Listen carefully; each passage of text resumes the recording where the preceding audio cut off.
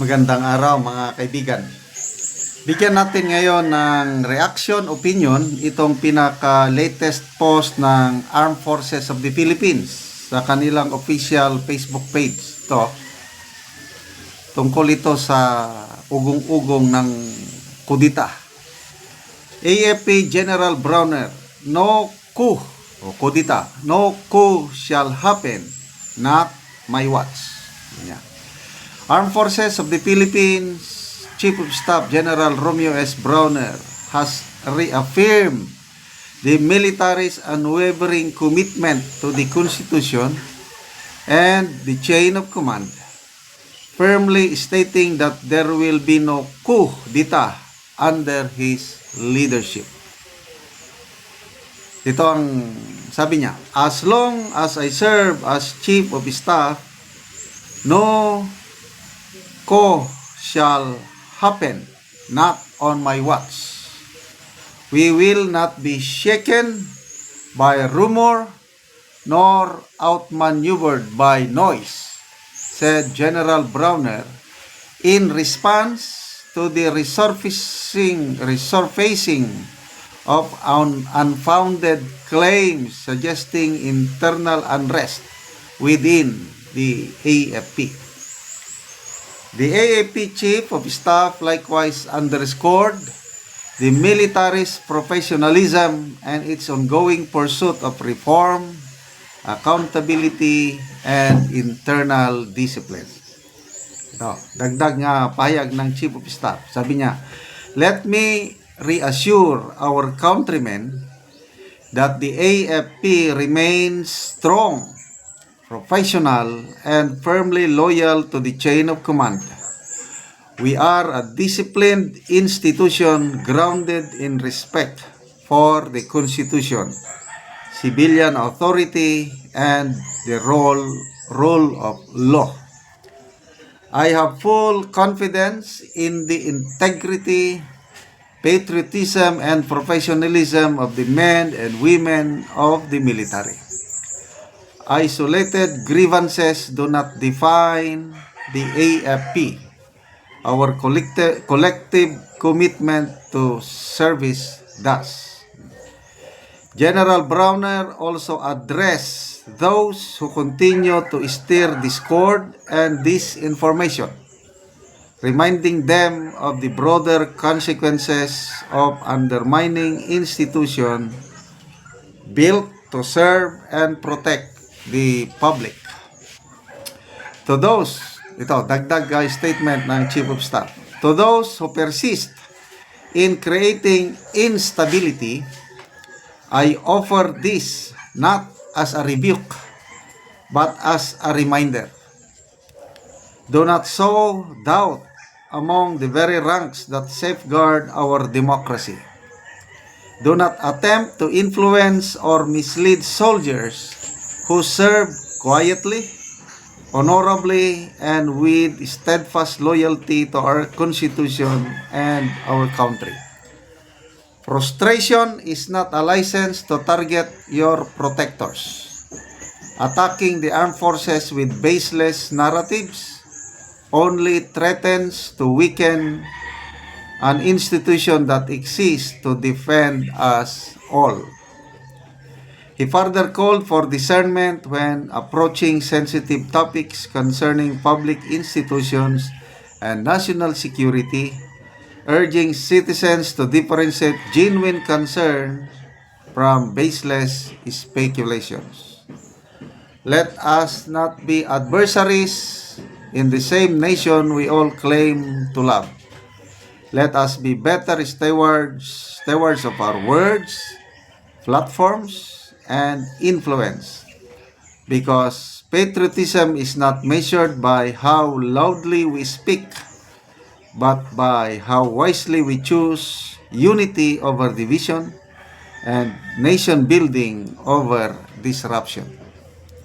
With these strong words, General Browner reiterated that the armed forces focus mission. We remain committed to protecting the people, preserving the peace, and defending the nation, he ended. So, yan po. Media release Armed Forces of the Philippines Public Affairs Office. Dito wala pang nag-comments dahil ano. Okay. So, ito naman ang aking reaction, opinion. Sa tingin ko, malayo.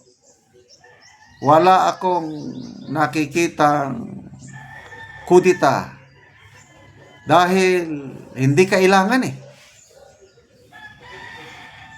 Yung panawagan ng mga Duterte after na nadala sa Netherlands si PRRD, ang panawagan is kalmado lang tayo. Walang gagawa ng aksyon o whatever na dahilan para mag-declare ng martial law. So, kalmado lang. So, naging kalmado ang lahat. Kaya, hinintay lang ang eleksyon. So, doon sa eleksyon, itong nangyari, yun na yung taong bayan, including the men and women in uniform, bumoto. O yun, pinalabas yung kanilang kagustuhan. At ito siguro, yung resulta ng local absentee voting na kung saan ang mga men and women in uniform ang pinili nilang iboto ay kandidato ng Duterte, baka ito yung pinagmulan ng speculation na magkakaroon ng kudita, which is not supposed to be. I highly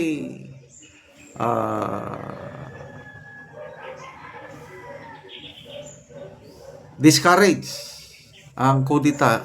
Naranasan ko na po kasi sumama ng kudita noong December of 1989, yung pinakamadugong kudita panahon ng Cory administration. It will not have the AFP, the soldiers have learned their lessons. Kaya malayo. Kaya kung sino man yung nagpapakalat ng balita na may kudita, tumigil na kayo. Yung mga sundalo na bumoto, in-exercise lang nila yung karapatan nila na bumoto. At dahil pinili nila ang opposition candidates, walang nanalo sa alyansa, that's just part of democratic process. Kaya hindi ibig sabihin na ang mga sundalo magkukudita na. Kaya hindi po makakatulong sa bansa ang whatever destabilization move. I fully agree dito sa statement ng Chief of Staff na ang sundalo karon remains professional, committed to upholding the Constitution. So, hindi ito mangyari. Walang kudita. Okay, salamat mga kaibigan sa inyong pagsubaybay sa ating channel. Nakakatulong kayo ng malaki sa tribong Talandig ng Bukidnon dahil ang sweldo natin sa channel na ito is pantulong sa nangangailangang tribo. Namimigay tayo ngayon ng mga yero at pako para ma-repair ang sira-sirang bahay ng mga Talandig or makapagpatayo ng bagong bahay yung mga walang bahay. Panoorin nyo ang video na ito. Lansang on dito, ipalastar no, lansang no.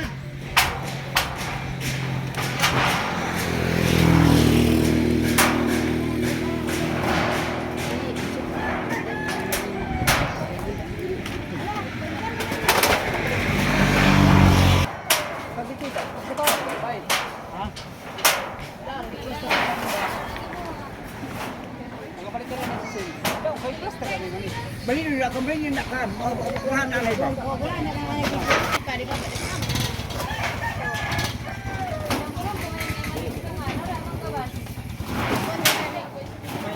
Uy, kaya kainan, uy. Salamat ang ginuubed ka. Walang dito na lang. Nalangin manigid din sa to. Siguro pa. Bisa sarap yung pag-asawa, sa lang yun. Kilo sa ilan ng tinggali. Balita ano pa? Patuloy na takpa din yan. Ha? Tapao, kayo din yan. Baka... Ay, padulot. O, karon niya, ate. Nakabalay na gid mo, oh. Nindot na gid kain yung atop. Salamat sa Ginoo sa nagtabang. Sa nagtabang. Nautunta nga madugangan pa. Napay kulang Nautunta nga magpadayon ni kay dagan pa ang nanginanglan sa tabang nga panay panalangin. Salamat sa Ginoo naghatag. sa naghatag. Sama sa amuang nga kung walang tabang di man makabalay. Tungod sa kalisod, di pagid mi kabalay. Sa daghan among trabaho, mangurnal mi, di kami makapalit og sen kay igo ra ipalit sa konsumo. Oh, lagi. Kabalay gid mi kay nay sinya hinabang. Nay panalangin. Panalangin, salamat sa Ginoo. Oy, sige, salamat kayo ya, te. Oh, nindot na gid kayo ang ilang atop.